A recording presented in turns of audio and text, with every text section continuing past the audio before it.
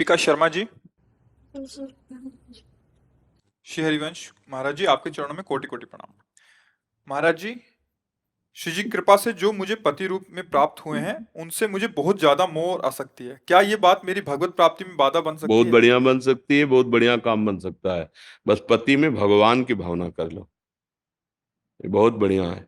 अपने पति को साक्षात भगवान मानने लगो और वैसे ही बर्ताव करने लगो। उसकी प्रतिकूलता पर भी मुस्कुरा के बात करो, तो यही प्यार भगवत प्राप्ति का हेतु हो जाएगा। अगर यही प्यार भगवत भाव कर लिया जाए तो मान लो पत्नी में किसी की आसक्त है तो उसमें भगवत भाव कर लो। जहां हमारी आसक्ति वहां भगवत भाव करना बहुत सहज हो जाता है। मान लो पुत्र में आसक्ति है तो भगवान के बिना तो आसक्ति हो नहीं सकती, आप भी नहीं कर सकते। अगर मान लो जैसे आप पति से प्यार करते हैं, उनके हृदय से भगवान अंतर ध्यान हो जाए तो प्राणों का संचलन तो आत्म तत्व की ही प्रकाश से हो रहा है। वो अंतर ध्यान हुए निष्प्राण। अब बलापति से प्यार करके दिखाओ, तो कहीं ना कहीं आप अनजाने में भी भगवान से प्यार कर रहे हैं। सबके अंदर भगवान की ही बिजली है। जैसे ये है ना, चाहे बल्ब जले, चाहे पंखा, चाहे एसी चले, वो बिजली से ही तो है ना। ऐसे चाहे स्त्री हो, चाहे पुरुष हो, चाहे जड़ हो, चैतन्य हो, सब में ईश्वरी शक्ति है।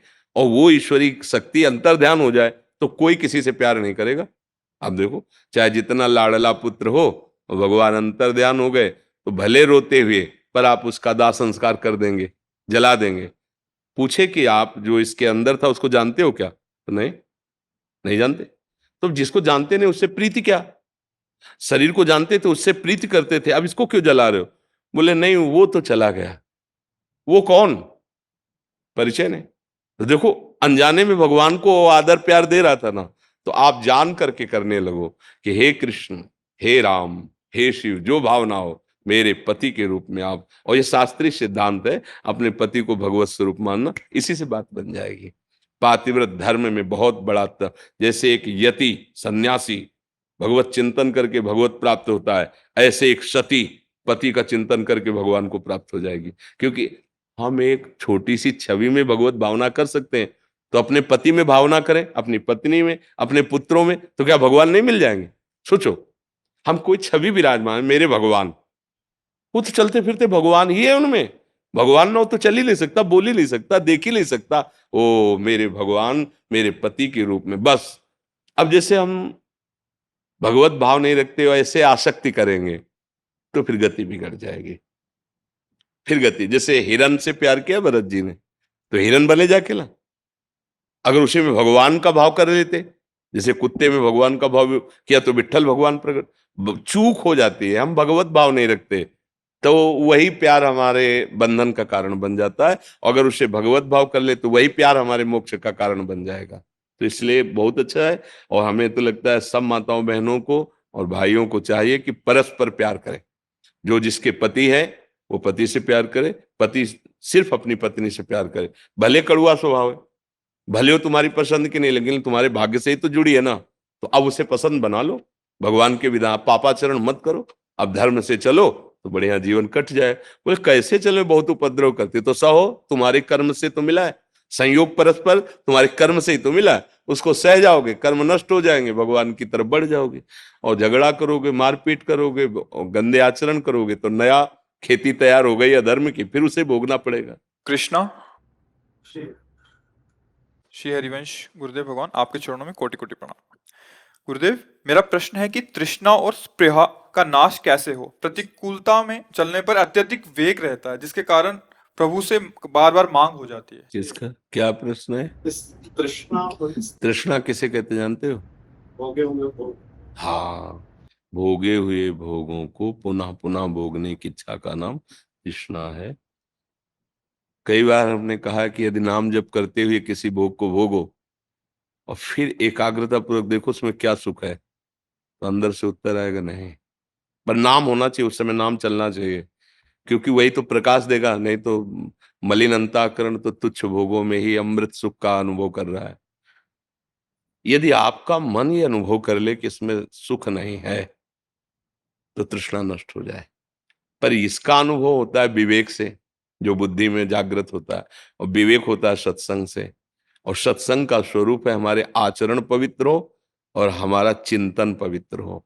बाह्य और अंतर दोनों पवित्र हो। तो बाह्य का पवित्रता का स्वरूप है आत्मनः प्रतिकूलानि परेशान न समाचरित। जो मेरे साथ बर्ताव और मुझे अच्छा नहीं लगता, सीधी बात, वो बर्ताव हम किसी के साथ ना करें। जैसे कोई हमारी बहन बेटी को गंदी दृष्टि से देखे, हमें नहीं अच्छा लगे, तो वो हम कृत्य ना करें। कोई हमारी जो भी आत्मना प्रतिकूलानि परेशान, बाहर का आचरण पहले शास्त्र प्रमाणित ठीक करो और अंदर का नाम से ठीक होता है। सत्संग का फल है नाम। अगर सत है तो भगवान का नाम है, और हर समय नाम जप कर रहे तो संग है उसका, तो सत्संग है ना। अगर अंदर सत्संग है और बाहर सदाचरण है तो तृष्णा, दुर्वासना, कामना, स्पृहा सब भस्म हो जाते हैं। जो दुर्वासना मम सदा परिकर्षयन्ति, दुर्वासना में खींचती रहती है, तो हमारा बल जब नाम जागृत होगा तो खींच नहीं पाएगी, वो स्वयं भस्म हो जाएगी। जैसे पतिंगा दौड़ता है दीपक की तरफ, अपना ही नाश करा लेता है, ऐसे ही जहां नाम चल रहा होता है वहां ये जितने दोष हैं ये सब उसके समीप न जाकर भस्म हो जाते हैं, नष्ट हो जाते हैं। पर दीर्घ काल तक नामाभ्यास करें। अगर नाम चल रहा है तो आप देखो किसी भी भोग में सुख, नाम छूटा तो आपको लगेगा सुख है, अगर नाम चल रहा है तो कुछ भी अच्छा नहीं लगेगा, कुछ भी, क्योंकि नहीं है अच्छा। यहाँ मलिन मन है इसलिए अच्छा लग रहा है।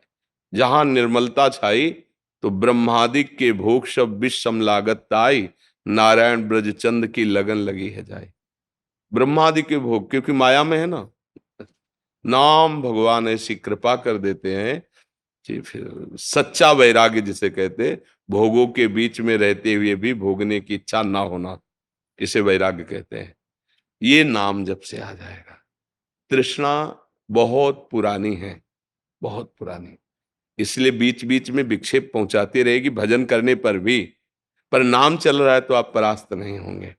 ये डाइन की तरह है तृष्णा, कभी तृप्त नहीं होती और आक्रमण करके नष्ट करती रहती है।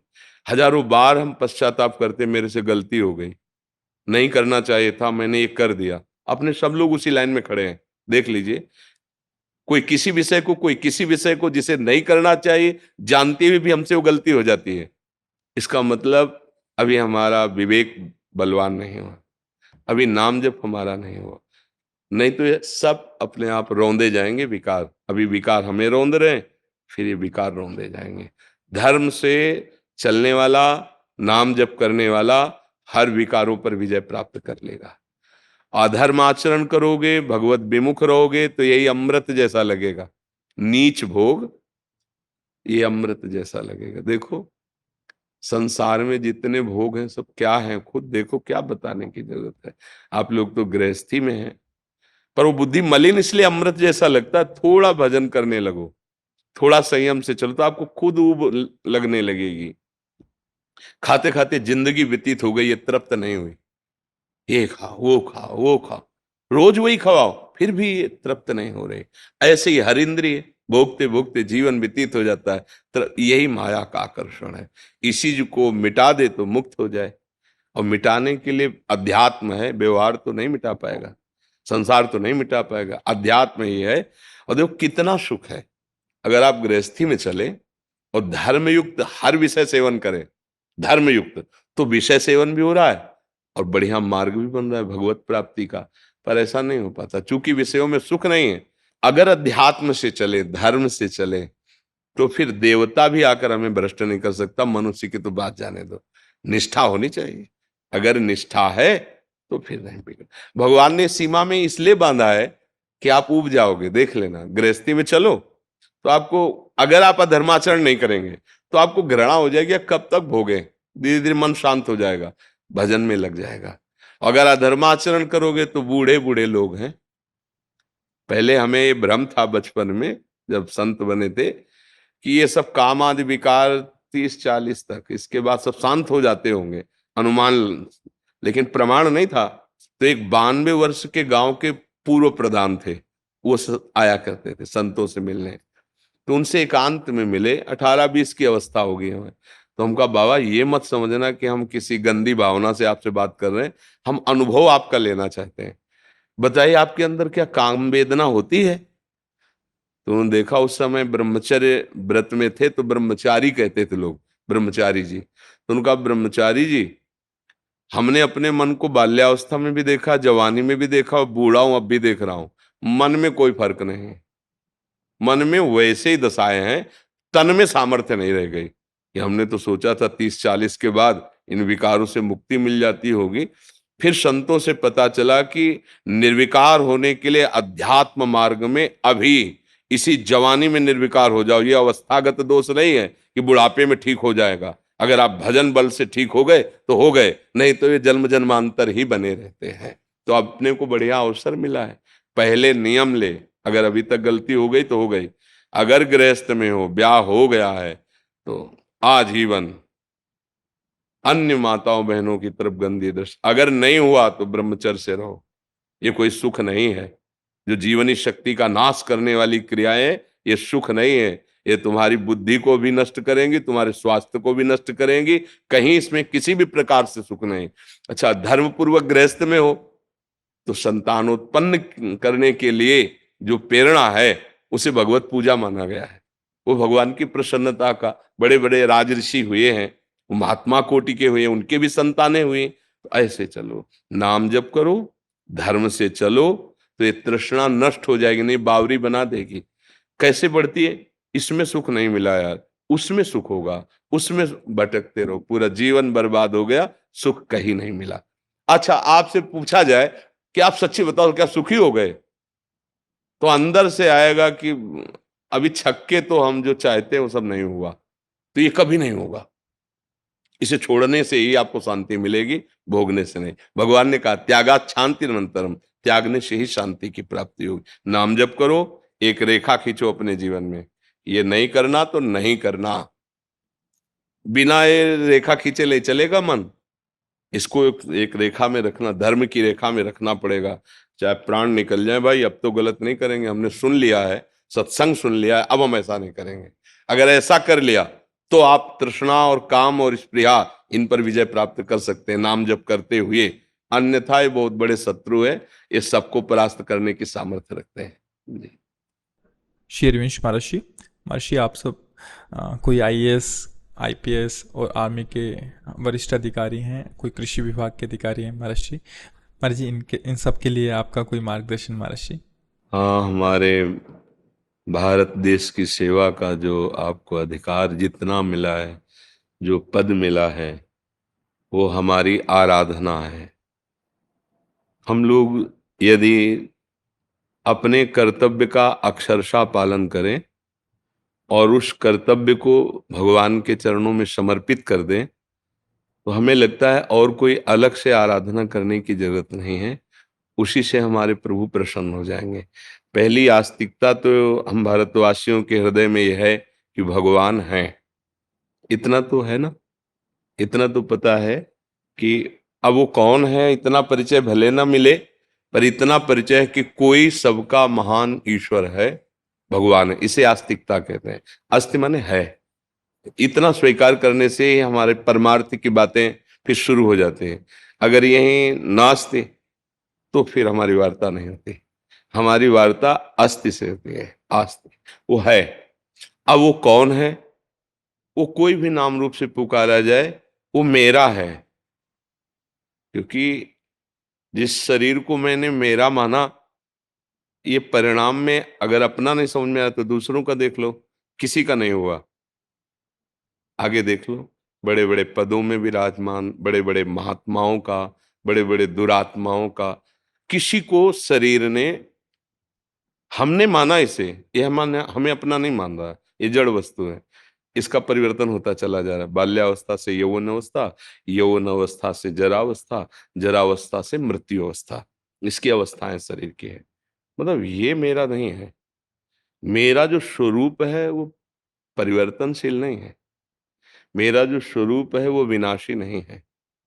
नैनम छिन्दन्ति शस्त्राणि नैनम दहति पावका न चैनम क्लेदयन्त्यापो न शोष्यते। मेरा जो स्वरूप है उसमें न जागृत है, न स्वप्न है, न निद्रा है, क्योंकि तीनों का वो अनुभव करता है। जागृत में मैं, स्वप्न मैंने देखा, सुषुप्ति में बहुत अच्छा सोया। वो अगर वो सोया था तो जानता कैसे है? वो सर्वज्ञ कभी सोता नहीं है। वो तीनों अवस्थाओं से परे और उन तीनों अवस्थाओं का दृष्टा है। वही मेरा स्वरूप है। जो मेरा स्वरूप है वही भगवत स्वरूप है असलियत में। उसे प्रेम भाव के कारण द्वैत करके खेला जाता है। वो क्या, एक ही जैसे 1000 घड़े में 1000 सूर्य दिखाई दे रहे हैं तो सूर्य 1000 नहीं हो गए, उनका प्रतिबिंब है। घड़े फोड़ने से जैसे सूर्य पर कोई भी असर नहीं होता, ऐसे जो मैं है ना, उस पर इस जन्म मृत्यु का दुख सुख का कोई असर नहीं होता। पर फंस गए, इस स्वरूप को भूल गए। देखो, जन्म मृत्यु के चक्र में फंस गए। कैसे फंस गए? शरीर को मैं मान करके। अब शरीर को मैं मानने के कारण इंद्रिय सुख हमारा भोग बन गया। अच्छा अच्छा देखने को मिले, खाने को मिले, पीने को मिले, भोगने को मिले, सम्मान आदि, ये सब शरीर के हैं। इनसे मैं का कोई संबंध नहीं है। अगर मैं का संबंध माने तो सब नाटक है, क्योंकि जो मैं यहाँ वो मैं यहाँ है तो कौन किसको प्रणाम करे? अपने हाथ से अपने पैर छुए कोई सुख होगा क्या? अपने हाथ से अपने थप्पड़ लग जाए तो कोई दुख होगा क्या? कोई अपमान लगे? अगर सुख दुख हो रहा है तो अज्ञान की स्थिति है ना, मैं की स्थिति को तो समझा नहीं है। अब इसको मिटाना है। अब इसके मिटाने के लिए हमें स्वसुख वांछा, मुझे दूसरों से सुख मिले, ये बांधा है इसने। ये दूसरा है शरीर, ये भोग दूसरे हैं, जगत दूसरे हैं, ये मैं तत्व नहीं है, ये पर तत्व प्रकृति तत्व है। अब इसी प्रकृति तत्व से छूटेंगे, जहां बंधे वहीं से छूटेंगे। अगर हम इस शरीर को अब दूसरों की सेवा में, देश सेवा में समर्पित कर देते हैं, कर्तव्य का अक्षरशः पालन करते हुए, अगर हम कहीं भी अधर्माचरण स्वीकार करते हैं, जो हमें नहीं करना चाहिए वो हम करते हैं, तो बंधन पुष्ट हो जाएगा। आप लोग जिस पद पे भगवान ने आपको भारत माता की सेवा में रखा है, आप धर्म पूर्वक, जैसे अपने हम परिवार का पोषण करते हैं, ऐसे पद का अधिकार जितने तक है, परिवार में कोई उद्दंडता करता है तो थप्पड़ जमाते हैं ना, सही से चलता है तो शाबाशी देते हैं। ऐसे ही है, आपका बड़ा पद है जो दिखाई दे रहा है कि हमारी समाज को ये दुख पहुंचाने वाला, गलत आचरण वाला अगर दंड के द्वारा सुधरता है तो दंड के द्वारा, न्याय विभाग के द्वारा फिर उसको विशेष दंड दिए जाते हैं, मृत्यु दंड आदि दिया जाता है। तो हमारे द्वारा अधर्माचरण नहीं होना चाहिए। देखो, जैसे हम जो बड़े बड़े अधिकार में हैं, तो हम धन की प्रधानता रख करके अगर कोई भी अधर्माचरण करते हैं तो हमारे शरीर बुद्धि पर, हमारे परिवार की शरीर बुद्धि पर बहुत कुछ प्रभाव पहुंचाएगा। ये अपने लोग अगर चूक कर दिए तो फिर सेवा नहीं बन पाएगी और हानि हो जाएगी। और अगर हम धर्म से चल रहे हैं, अच्छा है 4 सब्जी नहीं मिलेंगी, 1 सब्जी और 1 रोटी पालेंगे, लेकिन देश सेवा में धर्म से चल रहे हैं, तो जो आप सुख कमाना चाहते थे वो आपका पुत्र कमा देगा, क्योंकि आप धर्म से चले हैं। वो आगे ऐसी उन्नति को प्राप्त होगा कि आपको ही देखने को मिलेगा कि जो आप चाहते थे वो आपको दिखाई दे रहा है, क्योंकि धर्म से चले हैं। और अगर अधर्म से बहुत सा धन संग्रह भी कर लिया जाए तो जब जब आप अपने घर आएंगे ना, तो आप जलेंगे, ऐसा दृश्य होगा घर का। पत्नी, पुत्र, परिवार में ऐसी संकटपूर्ण परिस्थिति होगी जिसे देखकर आप अशांत हो जाएंगे कि जिसके लिए कमाया था वो सब मेरे आगे विपरीत दिखाई दे रहा है। इसलिए सबसे प्रार्थना है, अलग से साधना करने की आप लोगों को आवश्यकता नहीं। हाँ, उठते बैठते चलते फिरते जितना बन सके नाम स्मरण करिए प्रभु का। भगवान दोनों बातें कही, मामुनिस्मर और युद्ध च, अपने कर्तव्य का पालन और नाम जप। अगर ये 2 होते रहे तो भगवान की कृपा से जो मानव देह मिला है, जो अधिकार मिला है, यहाँ भी सुख और सम्मान मिलेगा और भगवान के सामने भी हमें पहुंचाया जाएगा। अगर हम अपने प्रभु के सामने पहुंच गए तो मनुष्य जीवन का लाभ हो गया। साधन धाम मोक्ष कर द्वारा, पाई न जे परलोक सम्हारा। जब सिकंदर सबको विध्वंस करते हुए, धन संपत्ति एकत्रित करते हुए विजय श्री को प्राप्त हो रहा था, बड़ा गर्व से फूला हुआ जा रहा, तो कुछ महात्मा जन आगे मिले, नाचने लगे। तो उसने सबको रुका और नजदीक, क्यों नाच रहे हो? क्या मेरे को देखकर नाच रहे हो? बोले हाँ, आपको देखकर नाच रहा हूं। आप बड़े बलवान हैं, बड़े वीर हैं, वो आपका भय है। मैं गरीब हूं, मेरे पास जो वस्त्र हैं फट जाते हैं तो सुई की जरूरत होती है, तो मैं एक सुई धागा रखता हूँ। सुना है कि मृत्यु सबकी आती है, तो मैं भी मरूंगा, पर आप तो वीर बहादुर सबको मारते हैं, आप ये सुई धागा मुझे दे देना परलोक में। तो उसने कहा तुम महात्मा कैसे हो, जब ये भी नहीं जानते कि सुई धागा भी नहीं जा सकता, तो आप ऐसा आदेश क्यों करते हैं? बोले ये हम तुम्हें समझाना चाहते थे, लाखों लोगों की हत्या कर रहे हो और जाएगा सुई भी नहीं, धागा भी नहीं, तो तुम यहां से क्या लेके जाओगे? धर्माचरण करते, लोगों को सुख पहुंचाते, लोग तुम्हारी जय जयकार करते, तुम्हारी वीरता दूसरों की रक्षा के काम में आती, तुम्हारी बुद्धि दूसरों को सुख देने के काम में आती, तो तुम दूसरों को दुख और हिंसा कर रहे हो। ले जाना यहां से एक सुई भी नहीं है। बस उसी दिन सावधान हो गया और कहा जब मेरा शरीर छूटे तो विमान से बाहर हाथ कर देना कि सिकंदर जैसा बलशाली राजा भी कुछ नहीं लेके जा पाया। इसलिए कभी भी अधर्माचरण न करे, कभी किसी को दुख न पहुंचाए। बहुत छोटी जिंदगी है, जैसे 100 वर्ष। तो जानते हो 100 वर्ष कितने? ब्रह्मलोक में कमल की पंखुड़ी को ऐसे छेदा जाए, 1 वर्ष हो गए यहाँ के। जब वो बछड़ों का और सखाओं का अपहरण किया था ना ब्रह्मा जी ने, उस समय इसका वर्णन आया है कि ब्रह्मलोक में एक कमल की पंखुड़ी ऐसे छेदी गई तो यहाँ का 1 वर्ष हो गया। अब बोलो अपने 100 वर्ष कितने हैं? ब्रह्मा जी के सामने हम मच्छर जैसा जीवन हमारा है।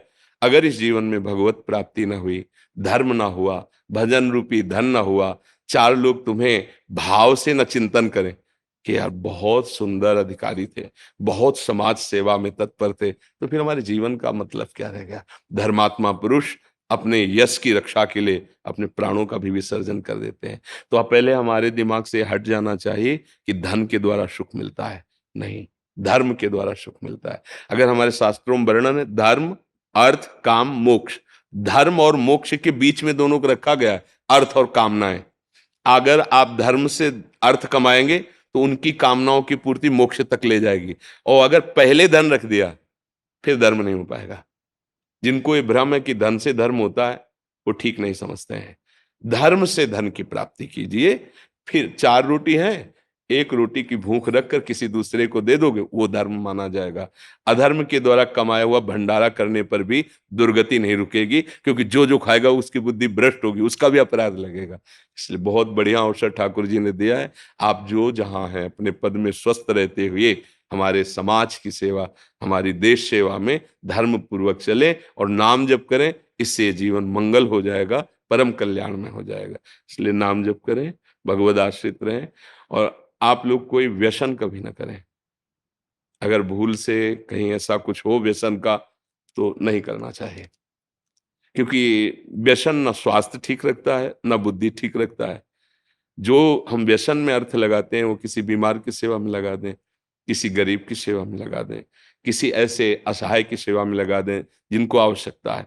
हमारी तो चाहे कि हमारा देश, हमारा विश्व, हमारा जन समुदाय व्यसन रहित हो, गंदी आदतों से रहित हो और स्वस्थ लाभ प्राप्त करके भगवान का भजन करते हुए अपने कर्तव्यों का पालन करें। आज हमें बहुत दुख होता है, नई समाज के बच्चे जो आदमी को ना माता पिता का अपमान कर रहे हैं। माता पिता की देख, हमें तो ऐसे वयोवृद्ध मिले जिनको घर से निकाल दिया गया। जब तुम अपनी सुरक्षा नहीं कर सकते थे, प्राणों का पोषण करा, आपके तुम्हारी सोच उठाई, तुम्हारी लघुशंका अपने ऊपर कराई, अब उनकी अवस्था आ रही है सहने के लिए, तुम उनको त्याग रहे हो। भले पढ़े लिखे हो तुम, भले खूब पैसा कमा, उसका प्रयोग करो। विद्या तो विनय प्रदान करती है। ये उद्दंडता कैसे हमारे समाज में आ रही है? जहां संयम होना चाहिए वहां व्यभिचार बढ़ रहा है। अब देखो नए नए बच्चे क्या हो रहा है, संयम की जगह व्यभिचार में प्रवृत्त हो रहे हैं। ये आगे चल करके इनकी बुद्धि भ्रष्ट हो जाएगी। ये निर्णय नहीं कर पाएंगे धर्म किसे कहते हैं, जिसका ब्रह्मचर्य ठीक नहीं। छोटे छोटे बच्चे बच्चियां कुमार्गगामी प्रवृत्तियों का दर्शन करके, श्रवण करके उसी कुमार्ग में बह रहे हैं। हमें लगता है कि आप लोग जैसे बड़े पदों में हैं, तो ऐसा करना चाहिए कि समाज को, जो विद्यार्थियों का जीवन, कुछ ऐसा एक पढ़ाई में विषय रखना चाहिए जिससे उनको इसका पता चले। छोटे छोटे नई अवस्था के बच्चे ऐसे विकारों से ग्रस्त ब्रह्मचर्य का नाश कर रहे हैं, इनका भावी जीवन बहुत अमंगलमय होगा। जैसे छोटी छोटी बच्चियों का स्वभाव बिगड़ता चला, ये कहीं पत्नी व्रत, पातिव्रत, ये सब नहीं हो पाएगा। तो फिर पति पत्नी में प्यार नहीं तो गृहस्थी कैसे चलेगी? फिर क्या, वो अपने मार्ग में, अपने मार्ग में क्या जीवन रह जाएगा? पवित्रता नहीं, धर्म नहीं। अब बड़ा डर लग रहा है जो आज की पीढ़ी का हमारा समाज बहुत बिगड़ता है। छोटे छोटे बच्चे व्यसन कर रहे हैं, गंदी आदतों में फंस रहे हैं। तो ऐसा कुछ हो कि जैसे स्कूल में अंग्रेजी पढ़ाई जाती है, हिंदी पढ़ाई जाती है, और तो ऐसे एक विषय होना चाहिए इस जीवन को स्वस्थ बनाने का, कि आपका ब्रह्मचर्य कम से कम 20-22 वर्ष की अवस्था तक ठीक रहे। कोई ऐसे क्रियाएं ना करे, जैसे छोटे छोटे बच्चे सीख गए हैं ना क्रियाएं, और उनका डॉक्टर लोग सपोर्ट करते हैं कि आपका स्वास्थ्य इससे, कैसी बुद्धि भ्रष्ट है। भला वीरपात से किसी का स्वास्थ्य ठीक होता है? और उदाहरण देते हैं, जैसे खून निकलवाने से खून बनता है। 40 किलो अन्न जब आप पचा लेंगे, तब एक संतान उत्पत्ति की सामर्थ्य प्रकट होती है। अब वो अनजाना बच्चा, उसको ज्ञान नहीं है, और डॉक्टरों ने सपोर्ट कर दिया, वीडियो और मित्रजन उसको, और वो ऐसे वीर शक्ति का नाश, वो क्या विवेक रह जाएगा। एक बच्चा आया था किसी पुलिस अधिकारी का, तो वो कह रहा था मुझे आत्महत्या करने की इच्छा हो रही। वो खुल के कह रहा था, हस्त मैथुन करता रहा इसलिए मेरी दुर्दशा ऐसी हो। तो कुछ ऐसा विधान होना चाहिए जो हमारे विद्यालयों में नवीन बच्चों को ये शिक्षा दी जाए, ब्रह्मचर्य समझाया जाए, उसका महत्व समझाया जाए, माता पिता का नमस्कार करना, प्रणाम करना, उनका आशीर्वाद कितना जीवन में उन्नति प्रदान करता है, माता पिता की सेवा करना कितना उन्नति प्रदान, ऐसी शिक्षा देनी चाहिए। और अपने को स्वयं संयम में रख करके अपने देश का, अपने परिवार का मंगल हित चाहे, तो भगवान का आश्रय लेकर धर्म पूर्वक चले। साधना वाजपेयी जी। राधे राधे। राधे राधे महाराज जी, आपके चरणों में प्रणाम। महाराज जी, जब से हम बीमार पड़े हैं तब से मुझे अपने दोनों बच्चों के बारे में सोच के मृत्यु से बहुत भय लगता है कि मैं माँ का कर्तव्य पूरा कर पाऊंगी कि नहीं। वैसे हम भगवान की कृपा से कभी डरे नहीं, बट आज हाँ, बहुत वो डर लग रहा सोचना तुम्हारा व्यवहारिक ठीक है।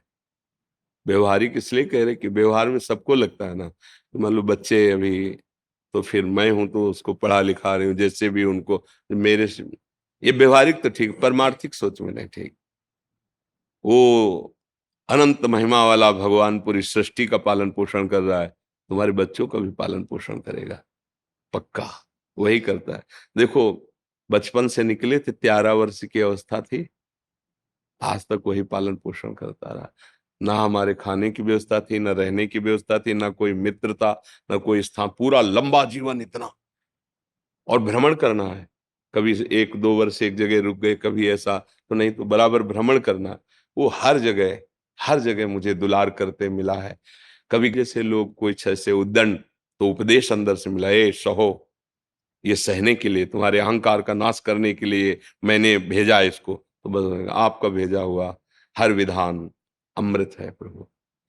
अगर हम ऐसा सोचते हैं कि हम ही बच्चों का पालन पोषण करते, तो व्यवहारिक तो ठीक है, लेकिन आध्यात्मिक बात ठीक नहीं है, क्योंकि सबका भरण पोषण भगवान। गर्भ में आप क्या पोषण कर रहे थे अपने बच्चे का? वही तो कर रहा था ना। गर्भ में आप क्या व्यवस्था कर रहे थे? गर्भ के जब बाहर आया, तो बिना किसी प्रयास के उसके पोषण के लिए स्तनों में दुग्ध आ गया, जबकि वो अन्न नहीं पचा सकता। तो कितना गर्म, कितना मीठा, कितना उसको, वो पहले से व्यवस्थित है, और वो पीकर हष्ट पुष्ट होता है। तो विचार करो, जो गर्भ में पोषण किया, गर्भ के बाहर आने पर तो भोजन व्यवस्था कर दी ना। देखो, उसको पीना किसने सिखाया?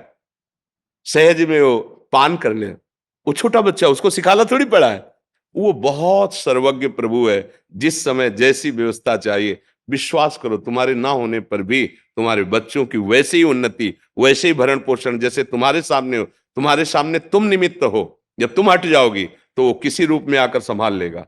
वो पूरी सृष्टि को संभाल रहा है, और जो दुर्गति होनी तो तुम्हारे सामने हो जाएगी, तुम रोक नहीं पाओगी।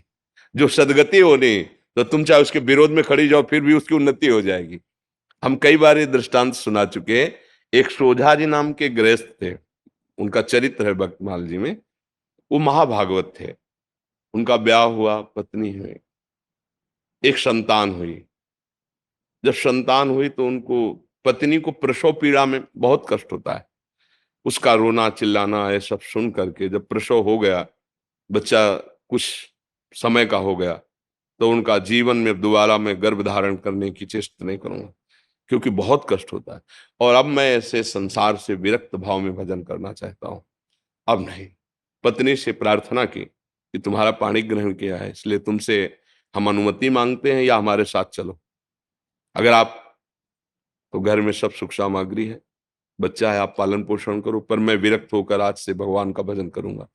यदि आप कहती हो कि पाणी ग्रहण किया तो हमारे हाथ में हाथ मिलाओ, चलो जैसे मैं रहूंगा वैसे रहना होगा, पर साथ में कुछ नहीं, कोई नहीं, और भजन करना होगा। तो उन्होंने कहा मैं आपके बिना तो रह ही नहीं सकती, आपके साथ चलूंगी। तो चली। जब गांव के बाहर निकली, जंगल में पहुंची तो देखा थोड़ा धीमी चाल है, तो उनका जल्दी से आओ ना, तो देखा गोद में बच्चा है। तो पलटून उनका कहा था कि हमारे साथ अन्य कोई नहीं चलेगा, सिर्फ आपकी अनुमति है, आप बच्चा ले। तो बोले नवजात शिशु, इसको कहाँ छोड़े, इसको कौन पालन पोषण करेगा? तो उन्होंने कहा सब जीव जंतुओं का पालन पोषण करता है वही भगवान करेगा, या तो वापस हो जाओ या बच्चा यहीं छोड़ दो। तो कैसे छोड़, उनका भगवान का भरोसा, छोड़ यहीं बच्चा या वापस जा। वो महाभागवत थे, पर पत्नी अपने पति को भगवान मानती थी, छोड़ दिया बच्चा वहां। 12 वर्ष तक भजन साधन, एकांत तीर्थों में भ्रमण। जब उन्होंने अपनी पत्नी की तरफ देखा तो उसको एकांत में बार बार क्या हुआ होगा मेरे बच्चे का। तो उनका चलो आज तुम्हारे अंदर जो बार बार एक प्रश्न रहता है उसका उत्तर दिला देते हैं। अपने गांव में आए, बाहर बैठ गए, तो 12 वर्ष में दाढ़ी बाल ऐसे तो कोई पहचान नहीं। तो उन्होंने पूछा कि यहाँ तुम्हारे गांव में एक सोजा जी थे, सुनाओ संत बन गए, तो उनके कोई संतान थी, क्या हुआ आपको पता है? तो उनका अरे भाई उनके भाग्य क्या कहने, सोझा जी को जब जाते हुए सुना तो यहाँ का जो राजा था वो बड़ी श्रद्धा रखता था, तो उसने घुड़सवार दौड़ाए, सोझा जी तो मिले नहीं, लेकिन उनका लड़का मिल गया जंगल में, उसको उन्होंने रख लिया, उनके कोई लड़का नहीं था, तो अब युवराज पद पर वो है। बोले अच्छा अच्छा अच्छा, और वापस हो गए। पत्नी इसका देखा, घर में रहते तो हम गरीब किसान थे, लड़के को क्या बना पाते, लेकिन भगवान के हुए तो क्या बना, युवराज, और आगे चलकर वही राजा बनेगा। आप चिंता मत कर, चुपचाप भजन कर। ना कोई जंगली पशु पक्षी खा पाया बच्चे को, ना कोई हानि पहुंची, और अरे सर्वरक्षक भगवान, भरोसा भगवान का। तो तुम माँ हो, तुम्हारा सोचना ऐसा ठीक ही है, पर वो मोह के कारण। भगवान विश्व के माता पिता, तुमेव माता च पिता तुम, वो विश्व का पोषण कर रहे हैं। देखो पशु पक्षियों का, कितने सुंदर सुंदर पक्षी, और जंगल में रहते हैं, हष्ट पुष्ट रहते हैं, कोई उनकी दवा करने वाला नहीं। रहीमन बहु भेषज करत, व्याध न छाणत साथ, खग मृग बसत अरोग, हरि अनाथ के नाथ। उनकी कौन दवा करता है, कौन भोजन, सब हष्ट पुष्ट स्वस्थ। भगवान पूरे विश्व का भरण पोषण करते हैं, आपकी संतान का भी भरण पोषण करेंगे, इस बात से डरो मत। भजन परायण रहो, जब तक श्वास है तब तक उनकी सेवा करते रहो, नहीं तुम्हारी जहां तक सेवा संपूर्ण भगवान के चरणों में समर्पित कर दो। प्रभु अब आप देखना, हम तो आपके विधान के अनुसार जा रहे हैं, लेकिन ये जो सेवा है आप संभालना, भगवान संभाल लेंगे।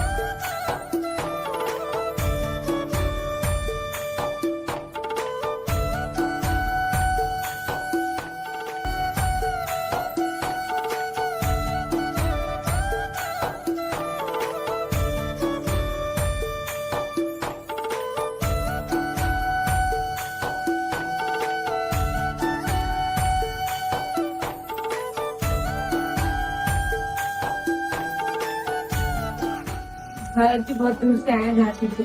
काशी से? झांसी से। अच्छा, तो क्या सेवा करें आपकी, बताओ। हम लोग मतलब दिल्ली में फ्यूचर क्रिकेट अकेडमी में क्रिकेट खेलते हैं। अच्छा मतलब हमें इंडियन टीम में खेलना है, तो आपका आशीर्वाद चाहिए। अच्छा, तो नाम जप करते रहो, व्यायाम करते रहना, और गंदी आदतें जो बच्चों में होती है वो मत करना। अर्थात ब्रह्मचर्य से रहो, नाम जप करते रहो और व्यायाम करते रहो, और ऐसा उत्साह रखो, ठीक है ना? अच्छे बच्चे।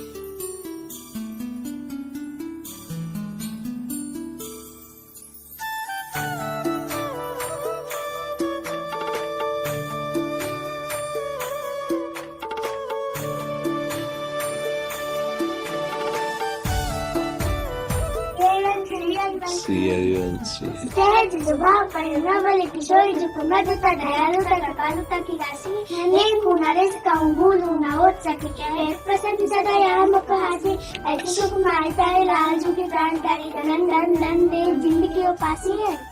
इत ध्रुव और सुख देखियत जहां लग, सुनियत तहां लग, सबे दुख पासे। अब पूरा हो गया।